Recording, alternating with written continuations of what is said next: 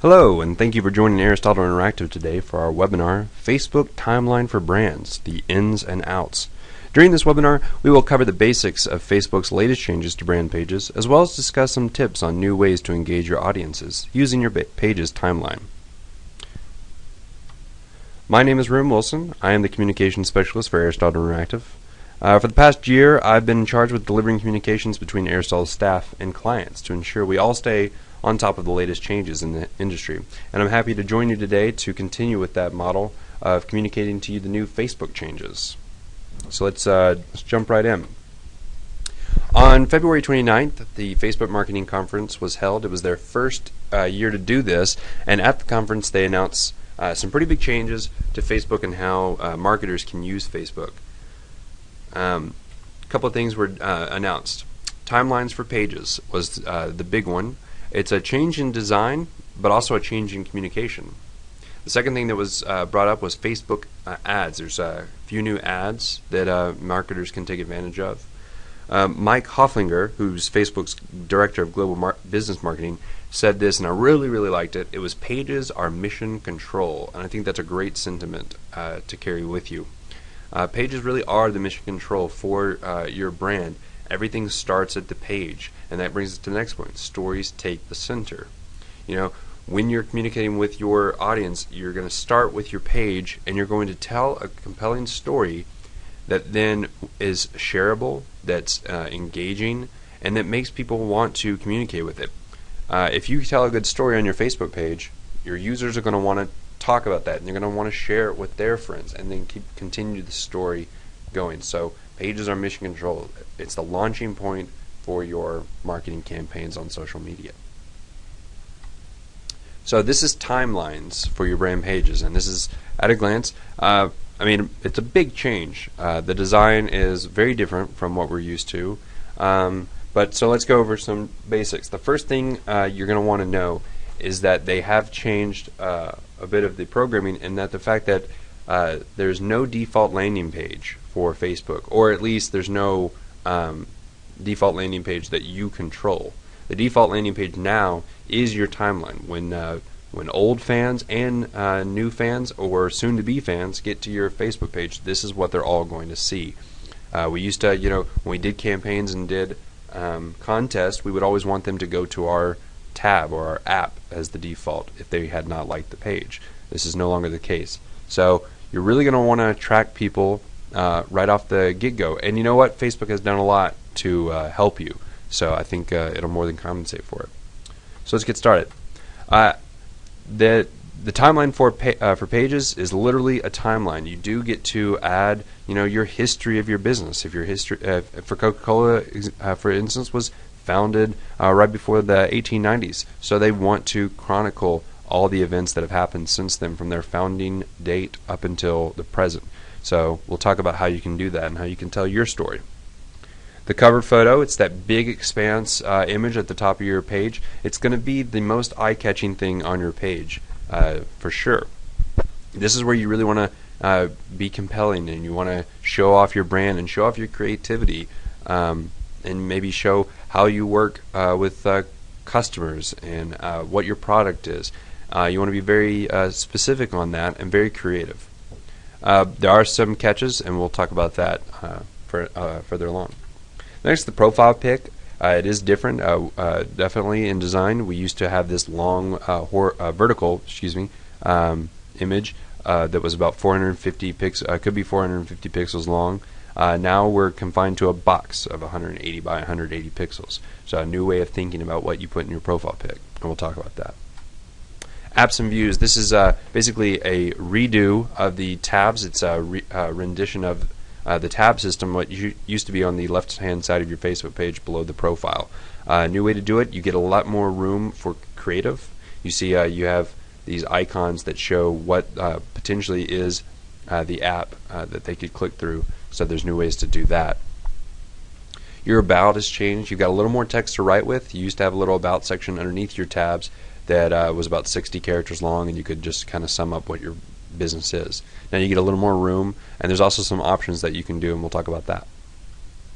Friend activity has definitely been a big change for Facebook. Not necessarily in the fact that they're now thinking about it, but they've always thought about it, but they're putting more emphasis on it. And we'll talk about how that might affect you. Page posts have also changed. There's a few new ways that you can create a page post and what you can do with that page post to really communicate and engage with your audience. Okay, so for the timeline, like I said, you can really tell your story and your history in the best way that's very engaging and visual. And the way to do this is by creating milestones. And so when you're creating a post, you'll see that there's a new action item called milestone. And you'll be able to click that and a window will pop open. And you'll be able to add your event and your location and the date and maybe even an optional story. And I would suggest keeping that short, because what you really want to do is that you want to emphasize the visual storytelling of your milestone. So you can see over the right you get to choose a photo. So let me give you a few examples of what kind of photos you can do. So for Macy's, they decided on when they were named the largest department store in the world, they made that a milestone for them.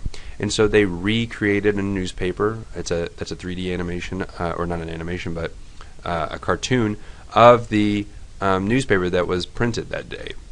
And then they took a photo of what the store looked like back in 1924, and they put that together to show the visual story of what happened that day. You know, when it was announced that they were the largest department store in the world. So very, very cool, very interactive. There's a lot of things you can do. I mean, you have a lot of space for these milestones. It's 843 pixels by 403 pixels. That's a lot of space that you can use. And so you want to be as visual as possible when creating these milestones and telling your story. You can also post in the past kind of thing. So if you don't have a milestone per se, but you do have things that you want to talk about that are in the past, you can certainly do that. So I created this example. John Smith was named CMO back in March 4th of 2010. So let's say you didn't have Facebook back in 2010, but this was still a rather big deal. It's not necessarily a milestone, but it's still a big deal to your company.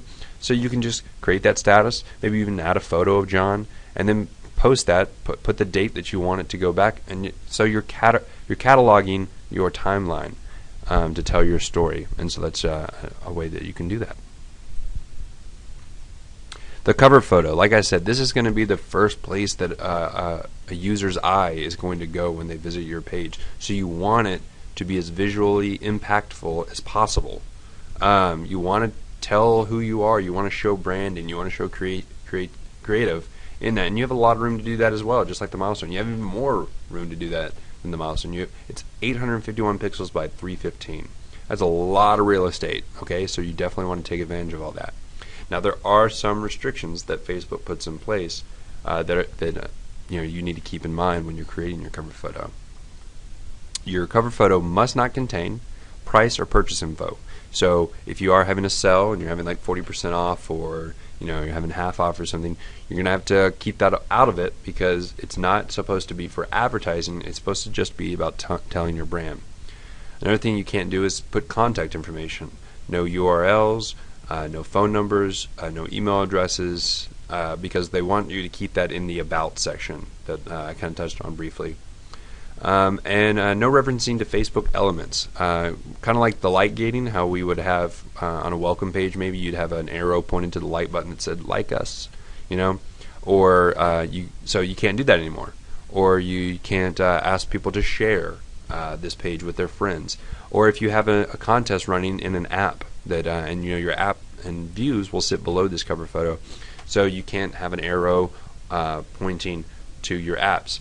And in case these didn't sum up what you can do, they kind of put a blanket over everything, and basically no calls to action. Nothing to suggest to like your page or go to your website or enter the contest or anything like that. No calls to action. It's strictly for branding purposes and just telling people who you are. That's what they're trying to emphasize. Another thing I read when they came up with their new terms of service this past week is you cannot encourage people to upload your cover photo to their personal account. So people are going to do what they want to do. If they like your cover photo, they may use it and put it on their personal profile. You can't stop them from doing that, but you can prevent yourself from encouraging them. So you don't want to ask people or have a call to action for people to use your cover photo. Now you can create cover photos that might be that are fan photo covers or cover photos that people can upload to their personal accounts, but it can't be your cover photo that you're using for your official page. So just keep that in mind. Now let's talk about apps and views. Now, when the tabs that I was talking about earlier on your old Facebook pages below your profile pic, you had this list of tabs. And these tabs came with tiny little icons that were about 10 pixels by 10 pixels maybe, not very big. You didn't do a lot with them. It was just just to separate them and just to show maybe a little bit of what they were about. But now you have a lot more room. You have 111 pixels by 74 pixels. That's a lot of space that you can do things. And there's nothing against Facebook's terms of service about putting a call to action in that. So let's say you are having a campaign going on in one of your apps. You can put a call to action right in that icon that says, enter to win. And so that's something you definitely want to take advantage of. You do get up to 12 apps and views, though that might be a little misleading for some. If you'll take a look at what I have on the example, you'll see photos, likes, events, and video directory. Now those are all things that Facebook creates. Those are all things that come with your Facebook page when you first get one. So those are Facebook apps. So really, this page that I'm using as an example only has 8 custom apps and views. But you can disable likes, events, and video directory from being shown. The only thing you can't touch is the photo album. It has to stay up there. You can't modify that, or you can't change the cover of it, and you can't move it around. So really you get up to 11 apps and views if you're not going to count photos, since it's not your app. So you can definitely you get a lot more room, and you can be a lot more creative with what kind of apps you want to create. Now let's say when you convert over from your old page to the timeline, you might notice that some of your apps and views don't have very pretty icons on them because you didn't need them before. You had those tiny little favicons, and those were a separate entity. But now you get the chance to put this 111 pixel by 74 pixel into your apps and views. So how do you do that? It's not too difficult. First you need the art, so make sure you have something that matches that resolution. And to upload it, you just you click that little drop down arrow that has the 8 on it, and it'll drop down all your apps, and now you're kind of in the editing mode. So when you hover your mouse over the app that you're wanting to edit, a little pencil icon will appear above it, and you'll just click that. And what will be a drop down menu will be brought up where you can kind of modify this app. So you can see at the top you get swap position with, and that's if you wanted to move. Maybe you don't want your home to be up there. Maybe you want to swap it down with that giver down in the bottom right corner. You want to swap those. So you would just pick that and swap it, and it would be as simple as that. But we want to edit settings, so we'll click the edit settings button, and a window will pop open. And as you can see down there, it says custom tab image change. You'll click change, it'll access your computer, and you'll be able to upload the image that you want. And when you hit OK, there you go. You have a nice Coca-Cola home icon that is nice and pretty, and it inspires people to click through to see what you have as for your app and view. Just like that. Also, they've changed the layout of your apps, which I think is a tremendous improvement on the Facebook page. You used to be confined to 520 pixels, and you used to have your profile pic on the left and ads on the right. There used to be a lot of clutter, and people used to could get easily distracted by everything going on the page and may not, do what you needed them to do in the app. So with what happens now is you get up to 810 pixels, which is great. That's a lot more room, and you can do a lot more with it. You see that also had a little text that says apps can still use light gating, and that's definitely true. We talked about how you can't have a default landing page, but you can still use light gating. And what you can do with that is say that you are running a contest and you want to advertise it on your own website. So you link directly to this app. You You take the URL of this app, which will be that Facebook will provide in your browser, and you use that as what you'll link to, so that will be their default landing page because you directly sent them to that page. If that makes sense. So you can still put a like gating on there that requires people to like your page before they can enter into the app. So still take advantage of that. That's a great incentive to like your page, is to use your contest. So you definitely want to use like gating. So this, I just think that they've done a really good job recreating their app pages. No ads, which is great. So you have no competition. Your app is like a mini landing page. So it's really great, and it's a great improvement on Facebook's part. We talked about the about, so I'll go over a little bit of it. The only thing that you really need to know is when you get converted from your regular page to your Facebook timeline, which will happen, by the way, on March 30th. You can take this time to kind of get used to your Facebook page by March 30th and kind of tinker around and preview it. But you don't have to convert it until March 30th. But you can publish it anytime before then if you're ready. Aristotle Interactive has already published our page, and while we're on the subject, please be sure to go like our page. I'm going to do a little plug for Aristotle while I'm doing this. So definitely go over there and like us. So when you get converted over, you may see that in your about you have an address, which may suit your needs. Maybe you are a local shop and you need people to know exactly where you are. So that's a good thing. But what that means is that you have your location base. You have you've notified Facebook where you are. You put your location in, and now people can find you by checking in. On the other hand, you may want that little snippet of about you, so that you can have some text that says what your company is about and what your mission is, and in about 200 characters. And that means that your location has been turned off. And so really you just need to figure out, decide what's more important to your business. Do you need the location turned on? Is it important that you need the address, the first thing that people see when they come to your page? Or would you rather talk about your business and to explain what you are and what you're about? It's just something you need to decide. If you do decide to turn off the location, you just need to go into your page settings and find the show this map on the page right underneath the map and uncheck that box. Simple as that. Now let's talk about friend activity.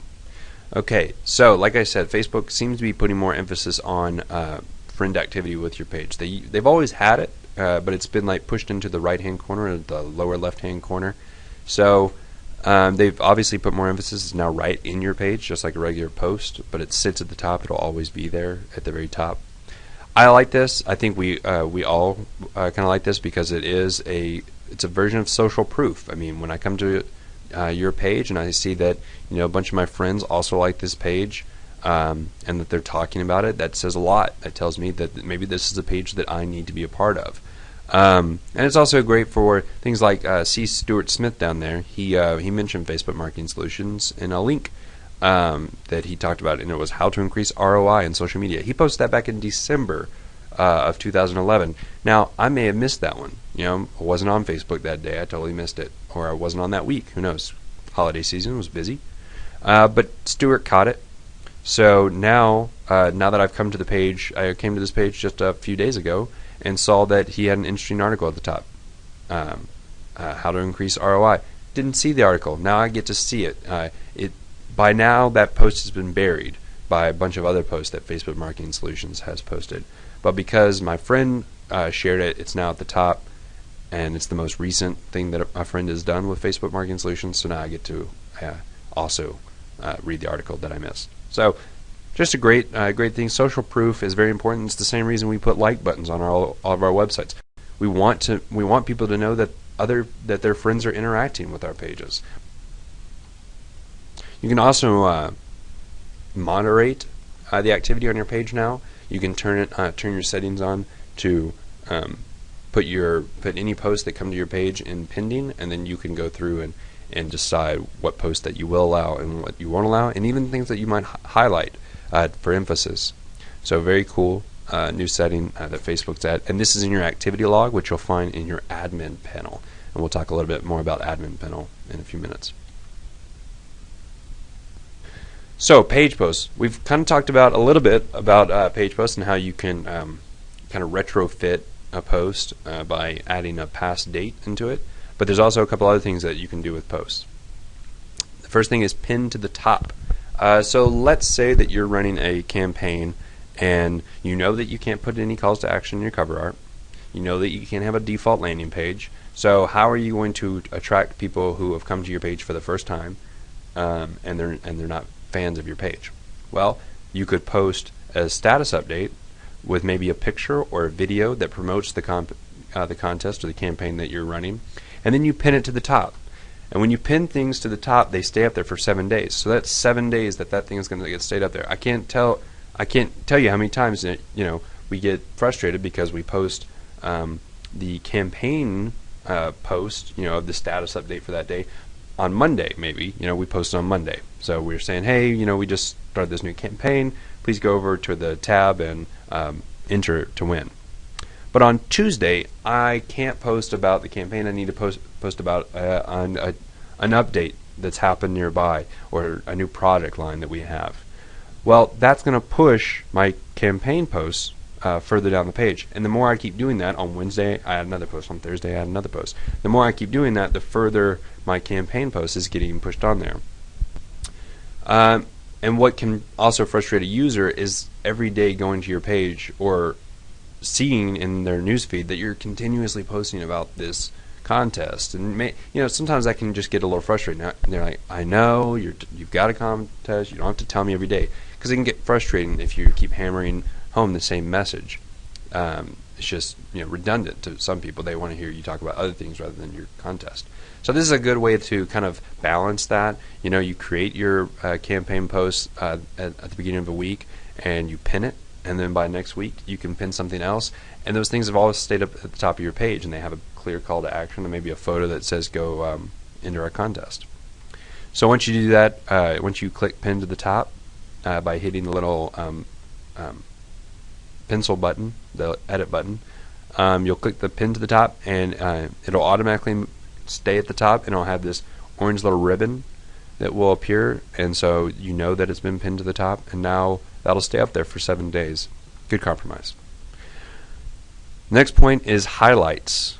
These are really cool. I think, especially, we know that Facebook is going more visual. We've already talked about 2 elements of how they're doing that. Here's the third. If you post a photo or a video that is very, worthwhile, you want people to talk about it, you want people to see it, then you're going to want to highlight it. And what highlighting does is it makes your post take over both the left and right columns, because with the new timeline you get a left and a right column, and when you post it ends up on that one or the other side depending on when you posted it. There's no really control over what side it gets put on, so it just kind of does it on its own. But highlighting allows the post to cover both sides and take up more space. So I've got, Elvis had some new cover photos for their fans that they wanted to post, so I thought it was pretty cool, so I wanted to share it. And very cool photo too, and it's horizontal photo, and those tend to do better on these highlighted photos. So I click the star button, it highlights, and then it brings up this giant photo, and it takes over both the left and right sides of my timeline. So now it's going to have a more impact for people who are coming to our site. So that's one way that you can do it. I would recommend using this sparingly. If you highlight everything, then nothing really is highlighted, because that just becomes the standard. So you kind of want to strategize how you want it, what post you're going to highlight, what post you aren't going to highlight. Remember that photos and videos do the best, so you want to keep it to that, I would think, because imagine this post without the photo or the link. You just have this giant text going across the screen. It's not very appealing, but a photo will definitely do that. So those are just some things to keep in mind. Here's the admin controls. You used to have to log in to Facebook through your page, and there was a way you could do that, and that's how you found out when you were getting notifications and what new likes you got. But now this is the admin panel, and so you get to see these things at a glance, and then you can click through to see more. So for notifications, if you have some new notifications, you'll see a little red box with a number of how many notifications you have come to the top, and so you can take a look at what's going on your page. If anyone's posted a new comment, posted a photo maybe to your page, liked your status or something like that, and you can take a look at that. You can also see the new likes that you have going on, which is pretty cool, at a glance, and then you can see more. Insights, you also get a very quick outline of how your page is doing. Are your posts doing well? Are you increasing your engagement? Are more people talking about this? How's your reach doing? And that sort of thing. And then the next thing is actually a new thing that's been added to Facebook that you may not be used to, and I'll talk briefly about that. It's called messages, and these are private messages that fans can send to pages. It is an optional feature. You don't have to use it if you don't want to, and I'll tell you how to turn it off in a second. But there's something to note. This can only be initiated by a fan. Pages cannot send out messages to fans unless the fan has initiated the conversation. Once a fan starts the conversation, the page can then reply, but the page cannot start the conversation with fans. I see this more of a customer service element and tool. If perhaps someone has had a problem at a store or a destination, and they want to let people know, but they don't want the entire world to know, so they don't want to post it on your wall because they don't want other people commenting on it. This would be a way that they could send you a message easily, and then you could reply to it. If you are going to use private messages, I do recommend creating a policy, both internally and externally. You want a policy that tells your staff what kind of posts and messages to reply to. You don't want to reply to everything because some things don't need to be replied to. You also need to find out, who's going to answer these questions. Was it a billing question? Is it an HR question? Is it a product question, a marketing question? So the right people need to be answering these questions. So you need to understand and make sure that everyone is aware of who will be answering these questions. You also need one for external reasons. People could take advantage of messaging.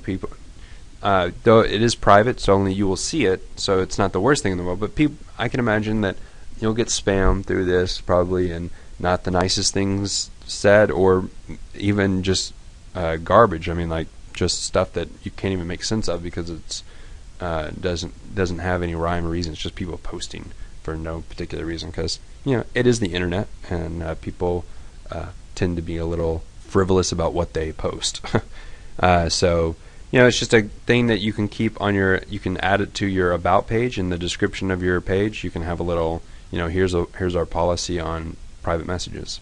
While we're on the subject, it might not be the worst thing to have a standard policy for how your page is run. What kind of posts are allowed on your page? What kind of posts aren't allowed on your page? Maybe even more important. If they're posting spam or they're posting hate messages, that sort of thing, you'd want to make sure that people know that you do have the right to turn that off, and that you will delete that if you find it inappropriate and it violates your policy. Without the policy, you leave yourself kind of vulnerable to that. If someone does start posting hate messages or messages that you just don't want to see, you do need some kind of document that says, in advance that you weren't going to tolerate that. That's just a good best practice for any page that's getting a lot of traction to keep in mind. So if you wanted to turn off your messages, you would just go into your page edit mode and go into your permissions, and then you'll find a little checkbox that says show message button on your page, and you'll just uncheck it. So here are some timelines that rock, some timelines that might inspire you to of what you can do to make your page pop. So here's Ben and Jerry's, very cool design for their cover photo. Got the cows, and everyone knows Ben and Jerry's have the cows, so it's a very fun photo. Their logo, though, is what I kind of like. It's very simple. It has their name in it. You know exactly what it is. They're not trying to do a lot with it, and with 180 pixels. You don't have a lot of room to do anything, and it's also going to get minimized to this tiny little 30 35 pixel by 35 pixel. And if you have a lot of content in that, a lot of images in your logo, that's going to get crammed down so small, it's going to be unrecognizable and very hard to see. So I would recommend keeping it simple. Stick with your logo. Let your cover art or your cover photos speak for itself and be the creative one. Walmart does a great job of this. Walmart has their little sun icon in their logo, in their profile pic, and I think that's a great idea because it's simple. When it shrinks down, I'm still going to be able to recognize it, and when it shrinks down to the 35 by 35, it's very recognizable. It's a great use of it, and they put all their creative work into their cover photo, and that's exactly how you should treat it. Here's some cool examples of your timeline of creating milestones. So here's Old Spice. We all know Old Spice is very lampoonish, and so they like to goof around. So instead of creating an actual history of Old Spice, they took their Old Spice product and incorporated it into historical events. So they're just having a lot of fun with their timeline, and that's something you might want to consider. Do you want to have? Do you want to be more creative and fun with your, or do you want to stick to a true history, but that's also visually stimulating? If you want to take that other route, Macy's does a great job. They have their founder. A picture of their founder and the first building that they were in. Very cool. I think that, I'm a little bit of a history geek, so I like seeing stuff like that. I never knew Macy's first building looked like that, and to me that's very interesting. And you might be saying, but we have all that information on our website. Why can't they just go there? It's the same reason why you got a Facebook page in the first place. People are interacting so much more on Facebook, and I just think this is a great way to tell your story in an interactive and fun way. And the key to it is to be as visual as possible. This has been a pretty big change that I know a lot of people are interested in. We're going to go over what I think is important is that you're aware of the Facebook ads that are being introduced. There are some catches to these as well, particularly price. We'll go over that. But the message that the Facebook Marketing Conference wanted to go over with Facebook ads is that these new ads are going to be the always on ads, and I'll explain what that means. So the first ad that they introduced was Premium on Facebook, and what this does is this is a new way that ads will be distributed through Facebook. You will get the normal standard one, the ad on the right side of your screen, pretty standard. What they've introduced is getting your story put your ad into the news feed on a user's homepage, on the news feed of a mobile page, and here's a cool one, the logout experience. Apparently, they think this is going to be a pretty good idea. They said something about 50 million people log out of Facebook every day, so they've going to try to attract that niche audience. Now, the news feed and the mobile are big changes because we've never seen ads like that in our news feed. These ads will look like pages that you're used to seeing, but these will be targeted directly to you. The difference, though, of course, from a regular post by a page that's showing up in your news feed, is that these will also go after friends of fans, meaning that if I like a page but my friend doesn't, but he's a friend of mine on Facebook, he can also see these in his news feed and on his mobile news feed. So that's a big change. And you'll also see it on the logout experience. Now, if you're not a friend of a fan or a fan, you will see these as regular ads. But these are, like I said, always on ads, and Facebook guarantees 5 to 10 times more engagement with these types of ads. Now, I did talk to our Facebook rep recently about how much it will cost to get these ads up and running for your brand.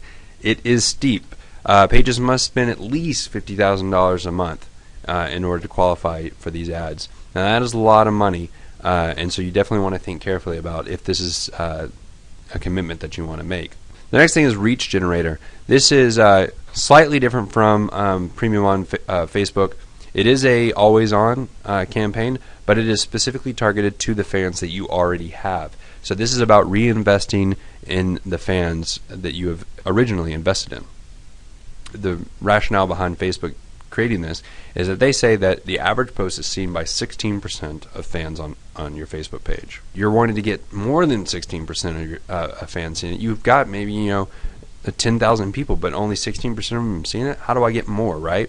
So the Reach Generator will send out the most engaging post that you have for that day, and will post it to all of your friends on the right hand side of their screen. And they're guaranteeing 75% a month of reach, or 50% estimated a week. So this is huge. I mean, 16% up to 75%. Of course, there is going to be some cost. I'm not exactly sure what the starting is on it. My rep didn't say, but it is going to be a flat fee based off of the number of fans. We were told that.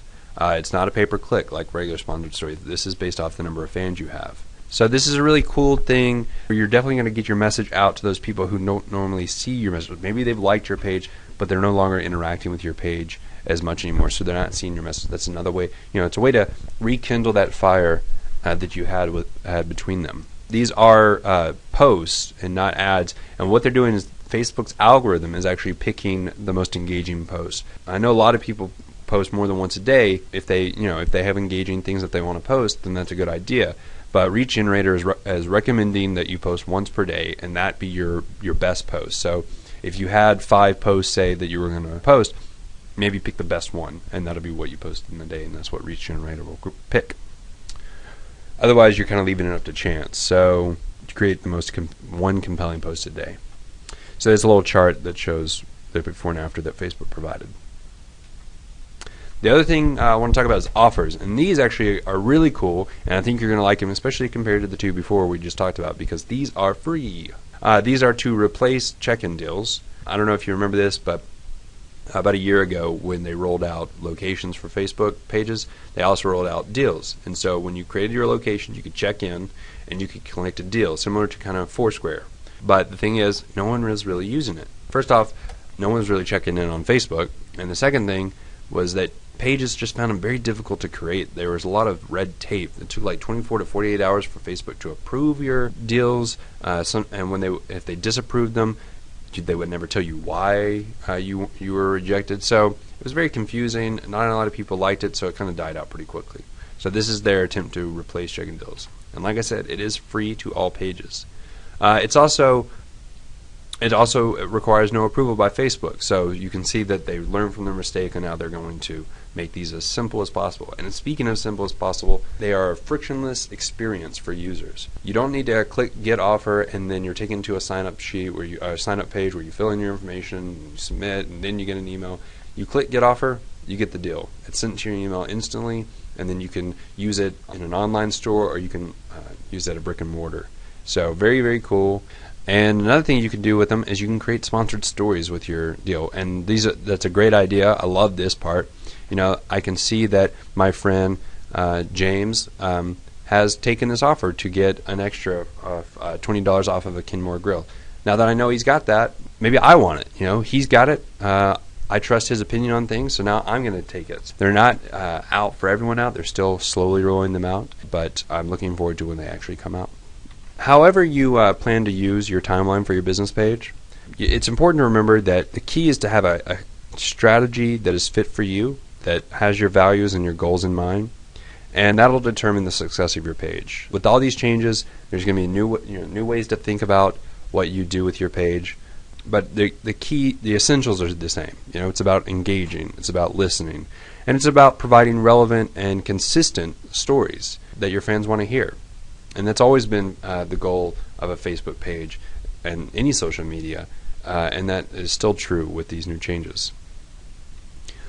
For those, a lot of you are clients, but for those who are unfamiliar with what Aristotle does, since we've been around since 1995, we're pretty proud of the fact that we've been doing this. We've been in the internet business before most people even knew what the internet was. So really proud of that, and we love being thought leaders in our community and staying ahead of changes. We've been delivering social media marketing from the beginning. When social media first started, we were there helping our clients engage.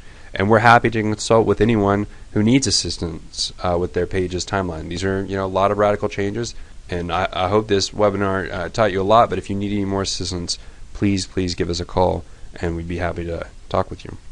You can also join us on our Facebook page, like I mentioned before. I post for our page, and I try to post a lot of changes in the industry, a lot of things that Aristotle's doing and keeping up with. And so please go on over there and like our page, and you can keep up with everything that's going on. If you have any questions, our wall is open, so post a question to our wall, and I'll get a response to you as soon as I can. And I'd love to, create that conversation that social media is all about. So definitely check us out.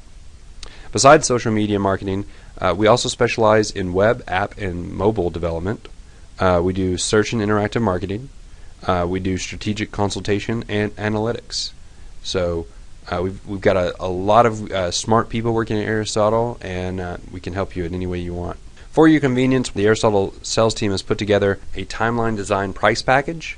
You saw a lot of new art elements, a lot of programming that needs to be done. Well, we put together some price packaging that, depending on what you need, you can definitely get a quote from us. So give either your Aristotle producer a call, or you can call one of our Aristotle sales reps to find out more. I just want to thank everyone again for attending this webinar, Facebook Timeline for Brands, the Ins and Outs. I really appreciate you all taking the time to join us, and I hope that you learned a lot. I hope you've got a lot of new ideas buzzing around in your head, and you're going to take them out and create a really great Facebook timeline page. Like I've mentioned before, if there's anything that Aristotle can do to help you with your timeline or any type of your social media marketing, please let us know. You can connect with us on Facebook, Twitter, Google+, and watch some awesome videos from our video production team on YouTube. Thank you again. My name is Rim Wilson, and we look forward to doing more webinars like this in the future.